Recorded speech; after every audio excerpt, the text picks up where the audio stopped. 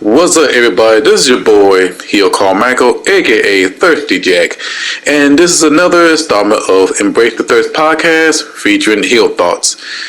And this topic I'm going to talk about is pretty much the WWE draft. Now, I know there's some confused situation, and some people like it, some people don't. But my honest opinion about this whole draft is it was not the same as the early 2002 draft. It was not the same as the Ruthless Aggression draft. Hell, it's not even the same as 2016 draft. But for this draft, it is felt, how can I say this? A baby step. They're heading toward to right direction. I know what they're trying to do, try to move away from the Vince McMahon era, as I believe so. But there's some things that really bother me with the whole draft. Let's talk about the whole free agency. Now, I understand if we have free agency after the draft and they still pick some people for the brand, which I totally understand. Maybe like the night after or during a Raw talk show. Totally fine with that. I'm cool with that. As long as everybody get picked. That's the whole point. But how can you get drafted into a free agency? I understand you got left off, but you get drafted into a free agency, meaning we gonna see that person not only on Raw, SmackDown, and NXT. Yes, they said they could be in any show when they feel like it. Omos, Brock Lesnar, Quinn, Barry Corbin, Dolph Ziggler. I mean, all the names you could think of, they're gonna be a free agent. With that being said, me and Antonio and Reese, we have talked about this for a very, very long time. And I even mentioned this last December, or pretty much last fall. I even mentioned this on the Embrace the Thirst prediction of 2023. Because if the Beast is a free agent, that means he can go any shows he feel like, including, yes, you know it, NXT. Now people think, oh well, Brock Lesnar is too big for NXT. Why he need NXT? Well, did we not just saw Dolph Ziggler went over to NXT, win the title, and pretty much help Braun Breaker? Did we not see AJ Styles went over to NXT to help out a certain superstar? Who else? Finn Balor. Finn Balor went from the main roster to NXT. He did win the title and he did help out. But with Brock Lesnar, he's there for a purpose. And not only that, by the time I'll be done with recording, the NBA playoff still continues playing. Now, why I bring this up? NBA playoff is very important because they play Monday through Sunday. Depends on the schedule, depends on the game all around. Now, I'm pretty sure once the NBA final starts, they're going to play a certain spot, including Tuesday. And you know NXT cannot take another hit. So, Brock Lesnar, NXT, I can see that happening. Now, who would be the champion will be? If it's Carmelo Hayes, you know Brock Lesnar will go after the champion. Whoever's a black champion, Brock Lesnar go after. Or whoever is a rising star. Let's not forget, the truth is in the pudding. Like we see Brock Lesnar did to Coffee. What he did to Omos. He did to Bobby Lashley. Any black champion you see, he will go after. But not only that with the draft, but the roster. The roster looks stacked on Raw and SmackDown. I've seen it. NXT, the roster still look good.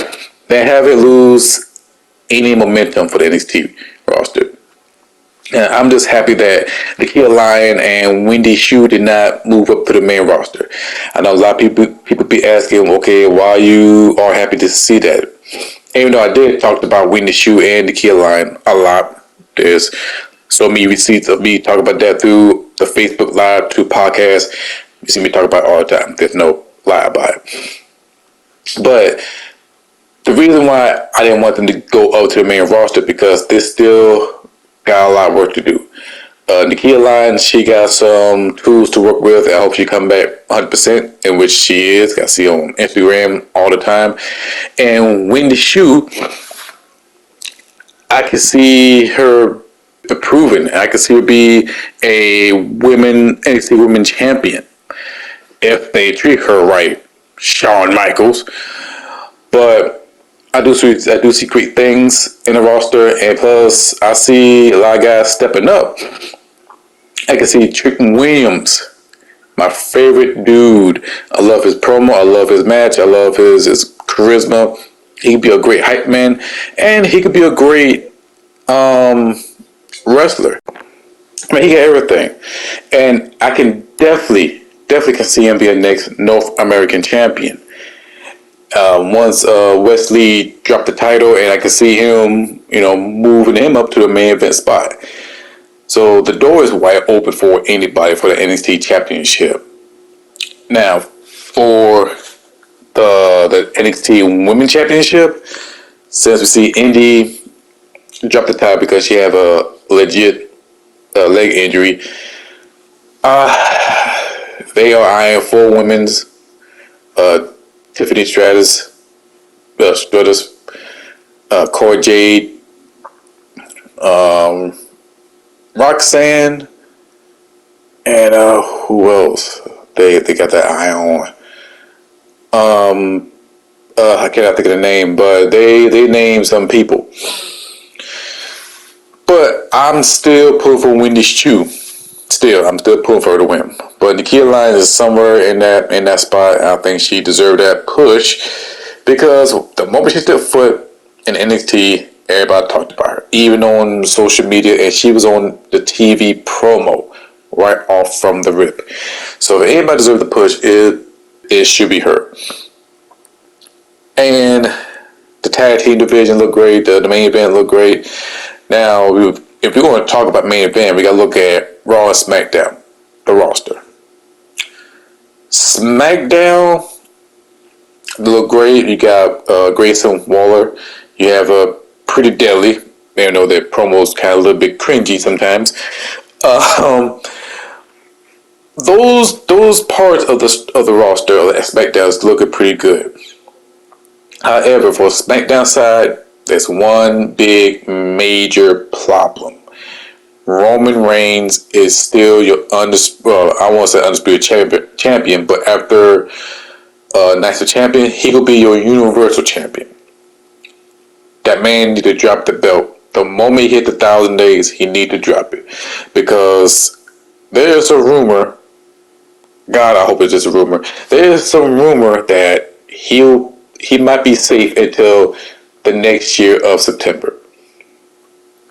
Now, I don't know what kind of goal that WWE is trying to do, but if they try to break the Bruno Sammartino record, that will be, for wrestling fans, it will be great for some wrestling fans, but a purist, it'll be disaster. Because we all see what he did to the roster. Everybody took a sacrifice just to make the reign look great. Or should I say the title reign look prestige. And now that certain wrestlers would not like it, they have to get their shine and they will leave. And trust me, it would not be a good look. The WWE World Heavyweight Championship or World Heavyweight Championship, people think it will be a second tier or secondary to the WWE Universal Championship. I would say no. As long as somebody treat that title as a main title or title right next to the Universal Championship, just like how the WWE Championship and the World Heavyweight Championship treated equally, like during the Ruthless Aggression era in 2005, I think both of the titles will be prestige. I think both of the titles will be held with respect.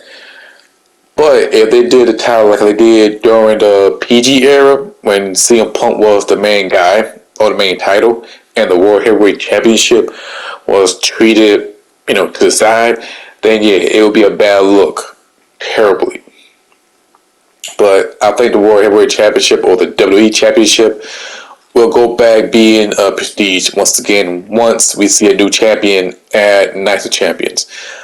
For Raw side, it looked pretty good. I mean, I ain't gonna lie, it looked pretty good on that side. I have some faith. I have some big faith for Raw, and will be the same like 2004 or three. No, it's gonna be a totally different, and pretty much once Triple H get rid of all the Vince McMahon stench, or should I say Vince McMahon story, we're gonna see the new improved WWE. So I will say be patient. That will be the key word. Be patient. Last year we just went through I'm Sorry era by Triple H. Now we entering a fresh start era. Or should I say the reboot era of WWE? Because I got a feeling once we get a split title for the world titles, I think we get split titles for the tag team titles. So we got a long way to go. But the draft is kind of pretty okay. That's how I feel about the whole thing. Well, that's my thoughts about the draft and everything else. I hope you guys like it. If you enjoyed this video, please hit the share button, leave a like, leave a comment, and subscribe to this channel, the Thirsty Jack channel. And every Sunday, you'll check us out on Facebook and the YouTube channel of Embrace the Thirst Podcast. I'm your boy Hill. Until then, I'll see you guys next time. Bye.